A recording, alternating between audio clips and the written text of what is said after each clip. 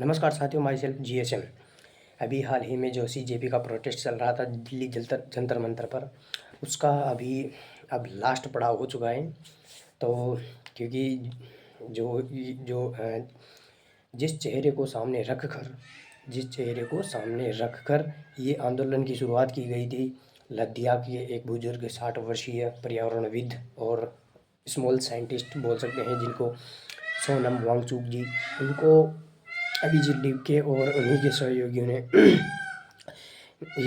ये बात कही है कि अब आप यहाँ से रिजाइन दे दीजिए, हम आपको रेस्टिकेट करते हैं, हम आपको इस की गई इतने दिन की सेवा से बर्खास्त करते हैं, सेवा मुक्त करते हैं।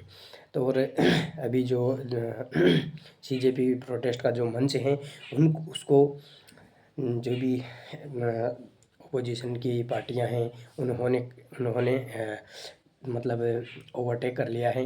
जितनी भी अपोजिशन पार्टी के, जैसे कि आम आदमी पार्टी हैं, इधर से है कांग्रेस ने भी अभी राहुल गांधी जी ने प्रधानमंत्री आवास को वहाँ घेर कर वहाँ पर धरना प्रदर्शन किया था।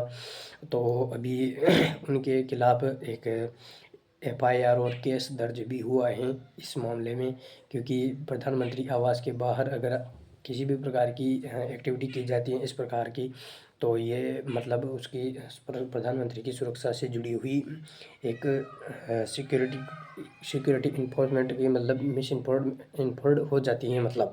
तो उस केस में जो जुडिशली हैं वो किसी भी प्रकार का अपना रुक कर सकती हैं मतलब। और इसी के साथ साथ इधर जो CJP के प्रोटेस्ट हैं उनमें जो भी धर्मेंद्र प्रधान के इस्तीफे की मांग कर रहे थे, तो वो चीज़ तो बिल्कुल अब ठंडे बस्ते में गई है। और इधर जो अमित शाह जी हैं उन्होंने FCRA किया जो बिल लाए हैं, तो विदेशों से जो भी फंडिंग आएगी उसको अभी बिल्कुल ट्रांसपेरेंट करना होगा। और अगर वो किसी भी इस जैसे कि मतलब मिसयूजिंग में वो पैसा यूज होता है तो उस पर भारत सरकार रोक लगाएगी। हो सकता है FIR केस दर्ज भी हो।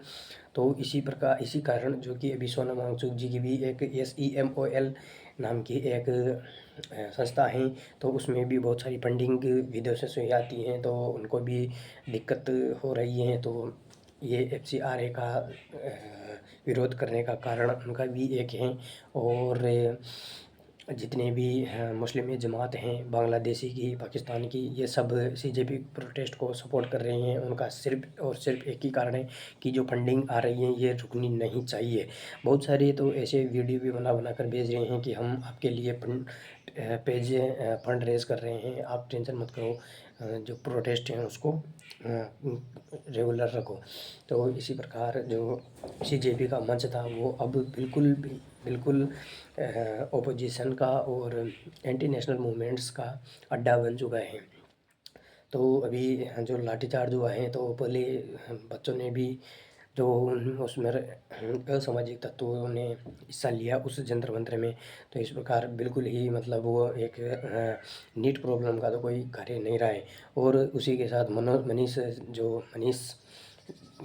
सॉरी मतलब वो आम आदमी पार्टी के जो लीडर हैं एक मनीष सिसोदिया, उन्होंने ये बयान दिया था कि अगर हमारी सरकार में पेपर लीक होता है तो हम सबसे पहले शिक्षा मंत्री का इस्तीफा लेंगे। तो उनका तो कहना हुआ और इधर घटना घट गई कि जो पंजाब में उनकी आम आदमी पार्टी है और वहाँ पर भी 19 जुलाई को पेपर लीक हुआ था। लेकिन अभी वो सब घुसे फिर रहे हैं, क्योंकि अब अगर वो बाहर आते हैं और धर्मेंद्र प्रधान का इस्तीफा मांगते हैं तो उनके भी शिक्षा मंत्री को जो पंजाब में सरकार है उनको भी इस्तीफा देना होगा।